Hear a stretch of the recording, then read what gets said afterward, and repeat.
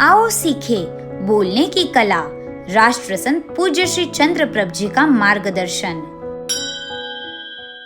वाणी का उपयोग अगर वीणा की तरह करोगे तो संगीत का संसार पैदा होगा, पर वाणी का उपयोग अगर बाण की तरह करोगे तो महाभारत की रचना होगी। दूसरे के द्वारा बोली जाने वाली वाणी को ही तवज्जो देते रहोगे तो तुम्हारी भूमिका कैकई की भूमिका बन जाएगी। इस दुनिया में मंत्रा और शकुनी भरे पड़े हैं। इस दुनिया में मंत्रा और शकुनी भरे पड़े हैं जो कि तुम्हारे परिवार को, भाई भाई को, सास बहू को, देरानी और जेठानी को तोड़वाने में लगे हुए हैं। दुनिया में मंत्रा और शकुनी भरे पड़े हैं। अब ये तो आपको निर्णय करना होगा कि आप अपनी ओर से राम, कृष्ण, महावीर और मोहम्मद की किस तरह से भूमिका अदा करते हैं। क्या आपको पता है, राम के भी भाई थे, रावण के भी भाई थे। रावण के पास राम से ज्यादा ताकत थी, फिर भी रावण पराजित हुआ। क्यों? वो इसलिए पराजित हुआ क्योंकि रावण को बोलना नहीं आता था। वेद तो पढ़ रखे थे, शास्त्र तो पढ़ रखे थे, पर कोई ये मत समझ लेना कि वेदों को पढ़ लेने से, शास्त्रों को पढ़ लेने से, एमए, एमबीए, सीए कर लेने से आदमी को बोलना भी आ गया। कितने लोग हैं जो आप में एमए होंगे? कितने लोग हैं जो आप में MBA, CA, LLB, engineering pass होंगे? पर जरा ईमानदारी से बताओ, आप बोलते समय गाली गलौच करते हैं या नहीं? क्या छोटा सा भी विपरीत वातावरण बन जाते ही आप धैर्य रखते हैं या सीधा आग बबूला हो जाते हैं? क्या आपको लगता है कि बेटे से छोटी सी गलती हो जाती है आप उसे माफ कर देते हैं या घर में सीधा चीखना चिल्लाना शुरू कर देते हैं? आप याद कीजिए कि आपके घर में अगर आपकी बहू से अगर अचार का भांड फूट जाता है तो आप जाकर के हेल्प करते हैं पहुंचने के लिए, या उस पर चीख और चिल्लाहट करते हैं? क्या आप ये कहते हैं कोई बात नहीं बेटा, गिर गया, कोई बात नहीं?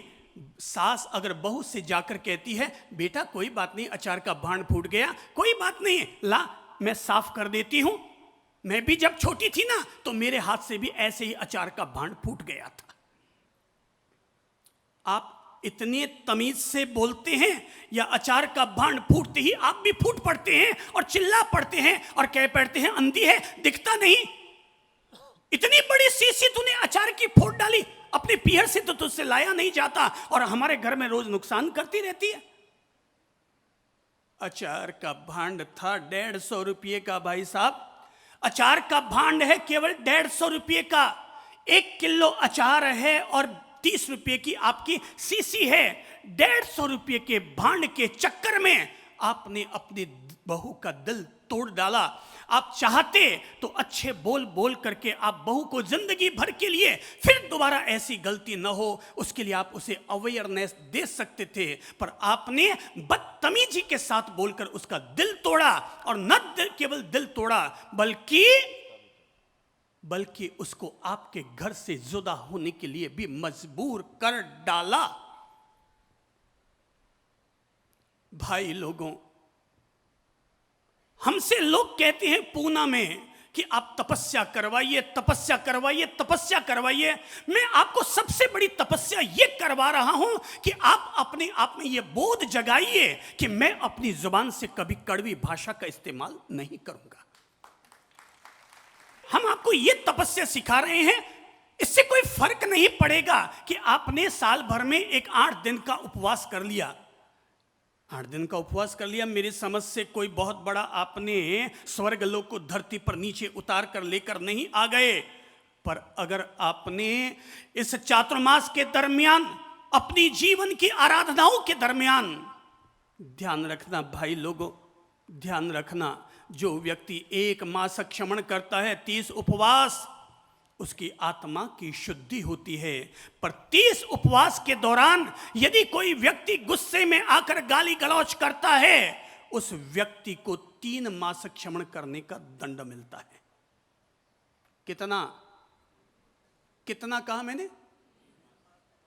3 मास क्षमण। 1 मास क्षमण में 1 बार गुस्सा करके गाली गलौज करने से, हो हल्ला करने से व्यक्ति की आत्मा का इतना पतन हो जाता है कि उसको 3 मास क्षमण करने का दंड, प्रायश्चित उसको मिलता है। देखिए, मेरी समझ से समझदार लोग गुस्सा नहीं करते, समझदार लोग गुस्सा नहीं करते, और ना समझ गुस्सा करने के अलावा और कुछ नहीं करते।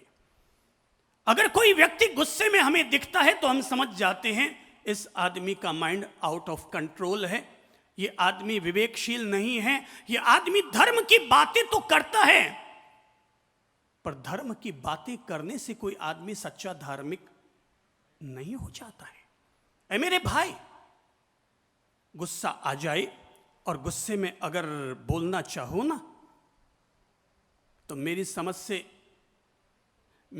से अगर आपके सामने वाले ने गुस्सा किया तो बोलने की कला सीख लो, और तुम्हें अगर गुस्सा आ जाए तब भी बोलने की कला सीख लो।